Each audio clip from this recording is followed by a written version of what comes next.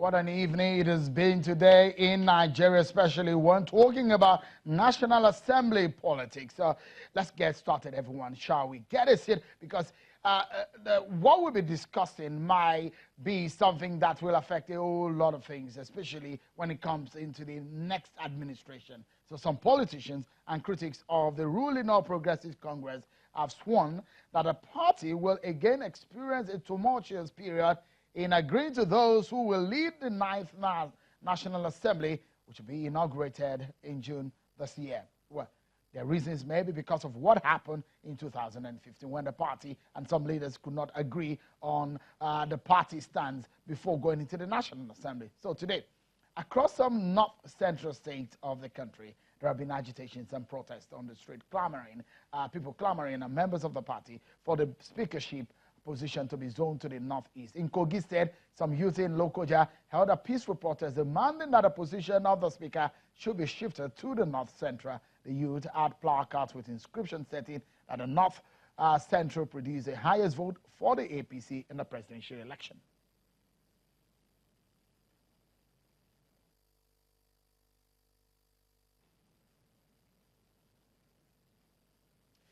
Also, in Nasarawa State, youth also under the edges of North Central concerned youth have taken to the street to demand the zoning of the leadership of the House of Representatives to the North Central region. In a peaceful protest, the youth called on the APC chairman, Adams Oshiomhole, to compensate the people of the zone for giving the party over 2.4 million votes in the presidential elections. Not only in Nasarawa, in Plateau State, similar thing happened. Youth under the auspices of North Central Concerned Youth staged a protest in Jos, the state capital, demanding that the Speaker of the House of Representatives should be positioned or seated to the North Central zone of the country. The youth gathered at the All Progressive Congress state office in Jos, carrying placards with various inscriptions to press home their demands, stressing the role of North Central in the emergence of the president. In Niger State, a similar thing also happened, where some of these members of the APC and youth who took to the state capital, the street of the state capital, Mina, where they are asking for the same thing. They said they are marginalized if the North Central region does not get a leadership position like the speaker.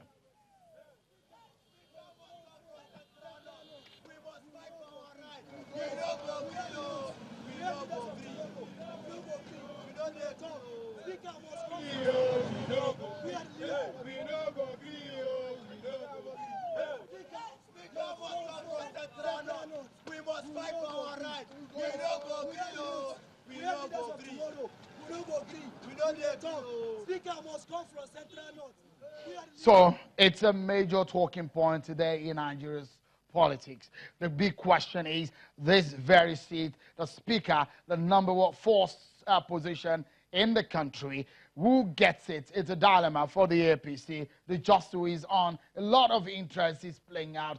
Who does the party want to have this seat? This being a very big question. And the North Central region are agitating, like you saw there.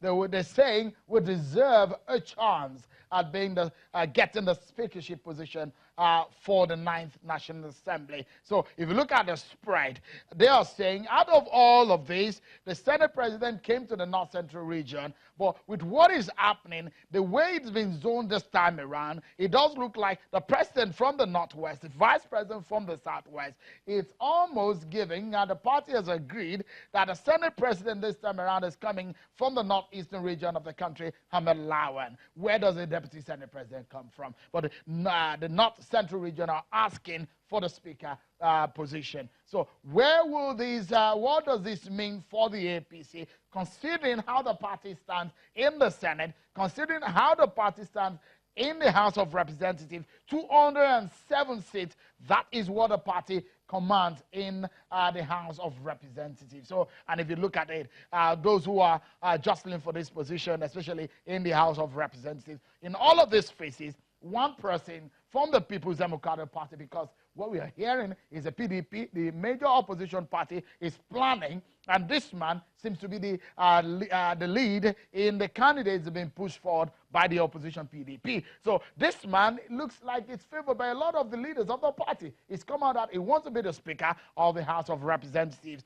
He's from the southwestern region of the country, Femi Gbajabiamila. If you look at these people who are from the north central region, majorly two of them, Honorable Bago Muhammad from Niger State, from the north central region, Honorable Idris Ahmed Wase from Plateau State. Some of these people who took to the street also today asking that the North Central region should get it. Let's make a sense of this and what this means altogether for the politics of the National Assembly in the 9th Assembly. Joining me from our Abuja studio is the Director General of this man, Honorable Femi Gbajabiamila, and the campaign for the speakership position in the 9th Assembly. Honorable Abdulmumin Jibrin joins us from our Abuja studio. And also beside him is Mr. Emmanuel Anyagbanam, is the Director of Legislative African Studies. Thank you so much, gentlemen, for coming on to the program tonight. Let me begin with you, Mr. Anyagbanam.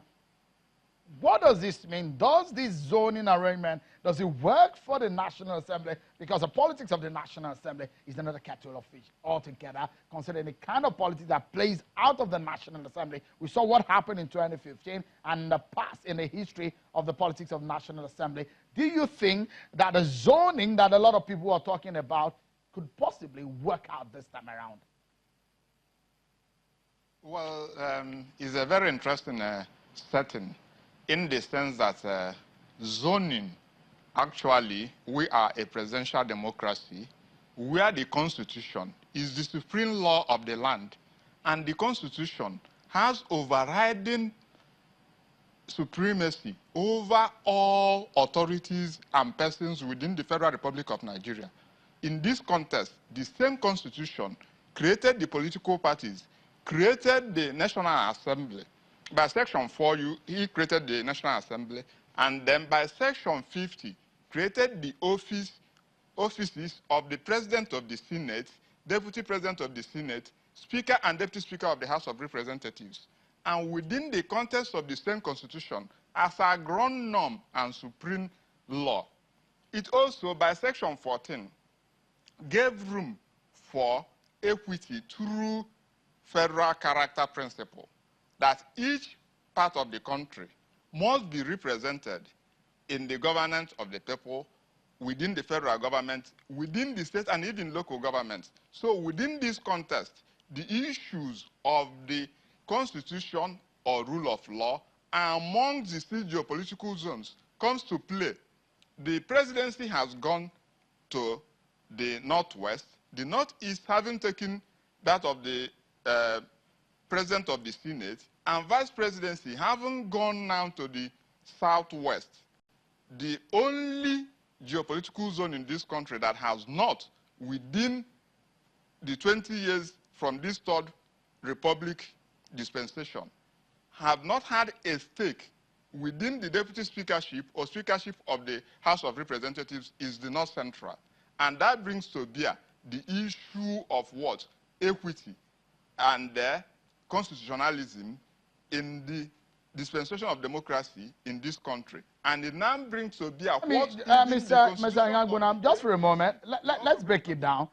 Let's allow Honorable Jibrin to come in here. Honorable Jibrin, we saw what happened with your party. The last time you stood with Honorable Yakubu Dogara, who is the President Speaker of the House of Representatives, against the decision of the party. So this time around, people were saying it's just on the case of equity and fairness. Do you think, do you agree with what Mr. Anyagbanam has said? Well, I think the party has been very fair, and it displayed a clear case of equity, and I've tried to explain this severally. We failed to look at the bigger picture.